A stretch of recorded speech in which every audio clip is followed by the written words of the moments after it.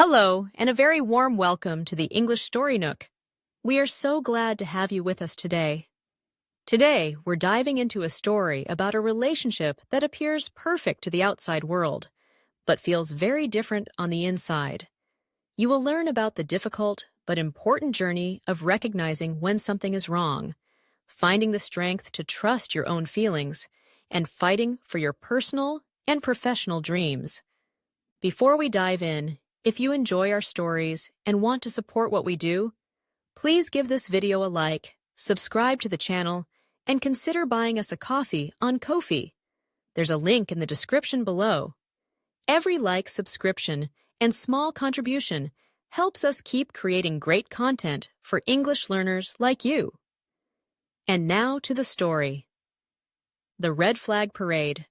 Shannon Nthabising, a graphic designer with a keen eye for aesthetics, found herself in a relationship that the world, and especially her friends, deemed perfect. Tate Conja Castellanos, her partner, was the charismatic founder of Aesthetic Veritas Schwer Solutions, a tech startup that had skyrocketed to success. To her friends, particularly Gloria Logero Zepedeta, Shannon was living a dream. "You're so lucky," Gloria would often say, her eyes wide with admiration for Tate's charm and achievements. Yet, beneath this glossy veneer, a persistent unease gnawed at Shannon. Tate had a subtle, almost artistic way of chipping away at her confidence.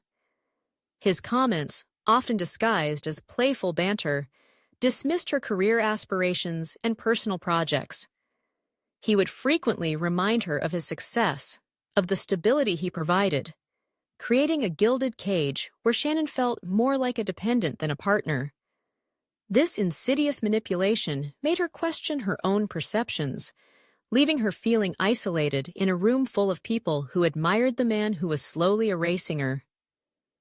A freelance project, a golden opportunity to design the branding for a new independent art gallery, landed in Shannon's lap. It was more than just a job. It was a lifeline to her artistic soul, a chance to reclaim her creative identity. Brimming with excitement, she shared the news with Tate. His reaction was a cool breeze on a summer day, unexpected and chilling. He questioned the project's financial viability, his words a carefully constructed argument for why her time would be better invested in supporting his ventures. His lack of enthusiasm was a stark contrast to the fire he ignited in his own professional life, and it illuminated the insidious pattern of discouragement she had been enduring. The disparity between her joy and his indifference was a chasm she could no longer ignore. Shannon poured her heart into the gallery project, her creativity flowing like a river after a long drought. One evening, over dinner with friends, she eagerly presented her initial design concepts. The air crackled with her excitement, a stark contrast to the heavy silence that followed Tate's constructive criticism. With a charming smile that didn't quite reach his eyes, he labeled her work a bit amateurish and not quite at a professional level. The comment, a silken dagger, pierced the cheerful atmosphere. Gloria, ever the loyal admirer of Tate, quickly steered the conversation to safer waters, leaving Shannon to nurse her wounded pride. The incident was a stark reminder of her precarious position, her confidence hanging by a thread that Tate seemed determined to sever. As the gallery project blossomed, so did Shannon's desire for professional autonomy. The thought of leaving her stable but soul-crushing job for the uncertainties of freelancing was both thrilling and terrifying. She broached the subject with Tate, hoping for a sliver of support. Instead, he presented her with a meticulously crafted spreadsheet, a stark black-and-white representation of her financial instability and risky career choices. He offered to help by managing her finances, a gesture that felt less like a life raft and more like an anchor. His offer, a thinly veiled attempt to exert control, was a calculated move to keep her in a precarious position dependent on his financial acumen. Feeling adrift in a sea of doubt, Shannon reconnected with Lindy Ortega, an old friend and successful artist who had recently returned to the city. Over coffee, the carefully constructed dam of Shannon's composure finally broke. She confided in Lindy, the words tumbling out in a torrent of frustration and confusion. Lindy, having navigated the treacherous waters of a similar relationship, listened with an empathetic ear. She introduced Shannon to the lexicon of emotional manipulation, words like negging and gaslighting that gave a name to the invisible wounds Shannon had been nursing. The conversation was a paradigm shift, a moment of clarity that shattered the distorted reality Tate had so carefully constructed. Shannon realized that his behavior wasn't a series of unfortunate missteps, but a deliberate strategy of control. This new understanding was a powerful catalyst, a paradigm shift that would forever alter the course of her life. The gallery's opening night was a symphony of success. The air buzzed with praise for Shannon's branding, her work a testament to her talent and resilience. For the first time in what felt like an eternity, she felt a sense of professional validation, a feeling of being seen and appreciated for who she was, not who she was with. Tate, however, remained a discordant note in this harmonious celebration. He dismissed her achievement as a cute little project, his words a petty attempt to diminish her success.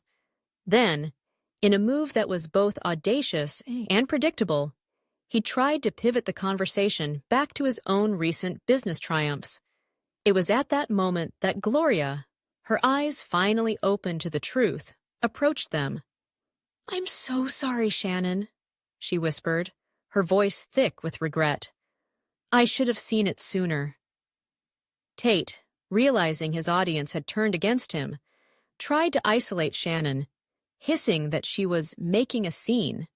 But Shannon, fortified by the validation of her work and the support of her friend, was no longer a puppet on his strings. "No, Tate," she said, her voice clear and steady. "I'm done." She walked away, leaving him standing alone in the wreckage of his own making. The next morning, over coffee, Gloria and Shannon began the delicate process of mending their friendship. Gloria, her face etched with remorse, confessed to being blinded by Tate's charisma, admitting her envy of Shannon's seemingly perfect life had clouded her judgment. Shannon, in turn, acknowledged her own complicity, her fear of judgment having silenced her for far too long. Their conversation, raw and honest, was a catharsis, a purging of unspoken resentments, and a reaffirmation of their bond. It was a necessary catharsis that allowed them to move forward, their friendship stronger and more authentic than before. A week later, Shannon stood amidst the organized chaos of her new, smaller apartment. It was a mess, but it was her mess. Lindy was there, helping her unpack, their conversation a hopeful blueprint for the future. As they talked about the challenges and triumphs of being an independent artist, a sense of liberation washed over Shannon. An email from the gallery owner, glowing with praise and a recommendation for a new client, was a tangible symbol of her newfound freedom. The email was a vindication of her decision, a testament to her talent, and a promise of the bright future that lay ahead. It was the vindication she had been yearning for, a confirmation that she had made the right choice. Months later, Shannon was not just surviving, she was thriving. Her freelance business was flourishing, her network of clients and collaborators expanding with each successful project. She was more confident, more assertive, her voice no longer a whisper, but a clear, resonant declaration of her own worth. She had shed the skin of her past relationship, emerging as a stronger, more self-aware version of herself. The story culminates with Shannon at a gallery, not as a guest, but as a featured artist. Her work celebrated, her spirit unburdened.